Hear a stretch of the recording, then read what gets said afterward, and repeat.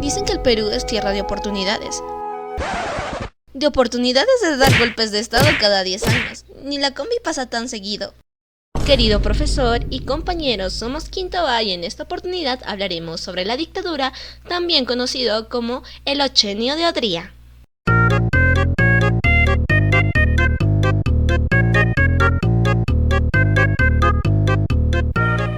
Primero conozcamos el Partido Aprista, fundado por Víctor Raúl de la Haya de la Torre en 1924, pues este decía: Oye, ya basta que los gringos nos metan la yuca con el imperialismo. Necesitamos justicia social. Así que armó su partido y con el tiempo se volvió muy fuerte. Obvio que también ganó un montón de enemigos porque sus ideas eran revolucionarias para esos tiempos. Otro personaje importante del cual hablaremos es de José Carlos Mariátegui, quien nació en 1894, fundó la revista Mauta y el Partido Socialista en el Perú en 1928.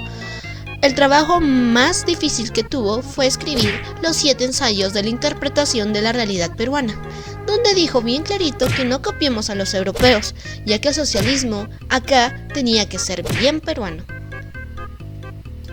Casi en el mismo periodo de tiempo ocurrió la Revolución Restauradora.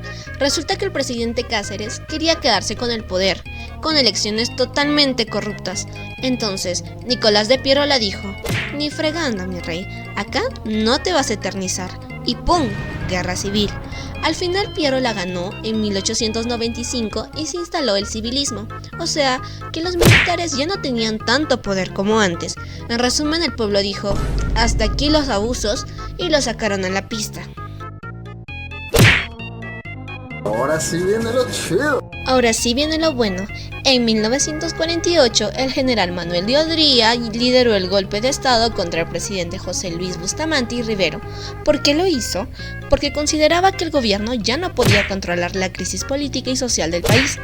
Con apoyo militar, Odría tomó el poder, demostrando que en el Perú de esos años los tanques pesaban más que los discursos. Después del golpe, Odría se convirtió en el presidente de la Junta Militar del Gobierno entre 1948 y 1950. Gobernó sin Congreso y sin oposición efectiva. En otras palabras, instaló un gobierno autoritario, donde las decisiones pasaban solo por él y sus generales. Y es así como inicia el Ochenio de Odría, un periodo de 8 años, por eso el nombre, de 1948 a 1956.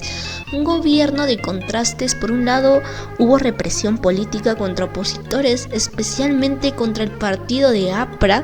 Se desarrollaron grandes obras públicas que cambiaron la ciudad, como hospitales, centros vacacionales y hasta estadios. Un conjunto de sucesos que hablaremos con más profundidad.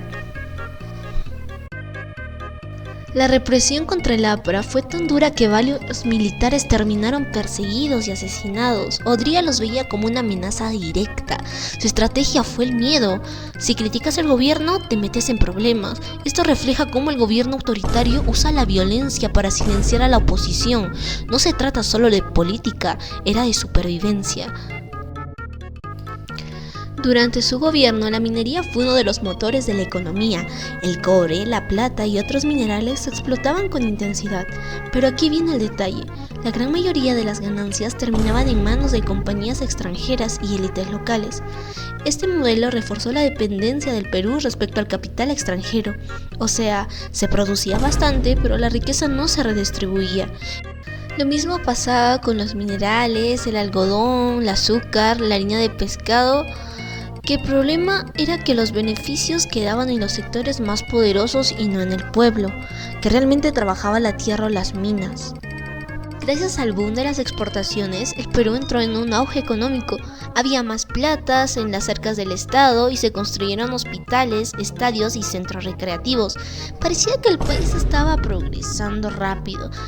Pero ojo, este crecimiento no fue igual para todos. Mientras unos disfrutaban de la modernización, otros seguían en la pobreza. La desigualdad seguía marcando la vida de la mayoría.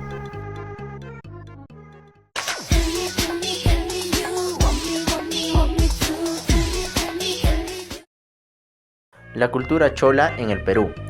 A partir de la mitad del siglo XX en el Perú, esta cultura comienza a tomar fuerza. ¿De qué se trata? Básicamente de la mezcla de lo andino con lo urbano. La migración de la gente campesina de la sierra hacia grandes ciudades como Lima trajo nuevas costumbres, nueva música, gastronomía y formas de vida. Es como mezclar arroz con pollo y papa a la huancaína.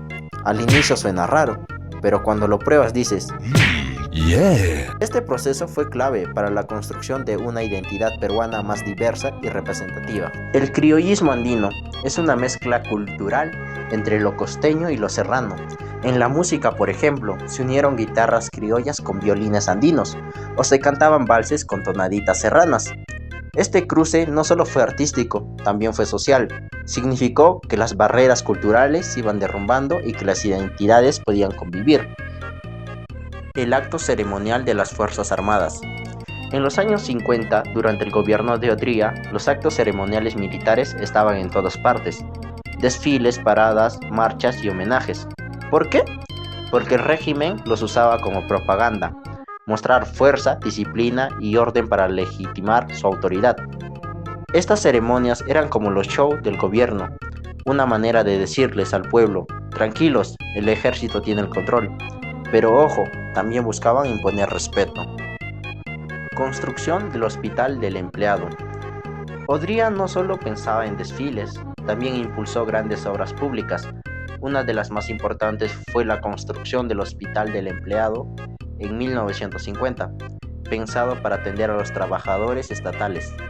Esta obra reflejaba la política del régimen. Sí era autoritario, pero al mismo tiempo buscaba ganarse legitimidad con infraestructura visible. Centro Vacacional de Huampani. En ese mismo año se construyó el Centro Vacacional de Huampani, con piscinas, canchas y zonas de descanso para los empleados públicos. Más allá de ser solo un lugar recreativo, el centro representaba la idea de un Estado que buscaba modernidad y bienestar. Pero claro, no era para todos, solo para ciertos trabajadores. O sea, era como organizar la mejor fiesta del cole, pero con lista exclusiva. El Hospital Central del Seguro Social. Un año después, en 1951, se inauguró el Hospital Central del Seguro Social. Con esto el gobierno mostraba que sí estaba invirtiendo en salud pública. Claro, algunos decían que era más propaganda que preocupación real, pero igual, la obra quedó. En 1952 se inauguró el Estadio Nacional, que hasta hoy sigue siendo el templo del fútbol peruano. Fue un evento enorme, con banderas, hinchada y hasta incluso militares. Era como decir, tenemos problemas políticos, pero arriba Perú. Al menos en la cancha todos somos unos. La inauguración fue todo un show que buscaba unir al país. El voto de la mujer. Y uno de los hechos más importantes, se aprobó el voto femenino en el Perú. Por fin, las mujeres pudieron participar oficialmente en las elecciones. Fue un cambio histórico, aunque llegó tarde si lo comparamos con otros países. Igual, ese momento fue como abrir las puertas de un club exclusivo y decir, señoras, pasen, ahora sí tienen la voz y voto. En los años 50 llegó la famosa mecanización agrícola, tractores, cosechadoras y toda una maquinaria moderna que prometía revolucionar el campo peruano. El problema, que estas máquinas no llegaron a todos, beneficiaron sobre todo a las grandes haciendas y a los terratenientes con plata. Mientras tanto, los pequeños campesinos seguían arando con bueyes y lampas, como en la colonia. En 1974 muere Manuel de Odría, el militar que marcó toda una época con su golpe y su ochenia.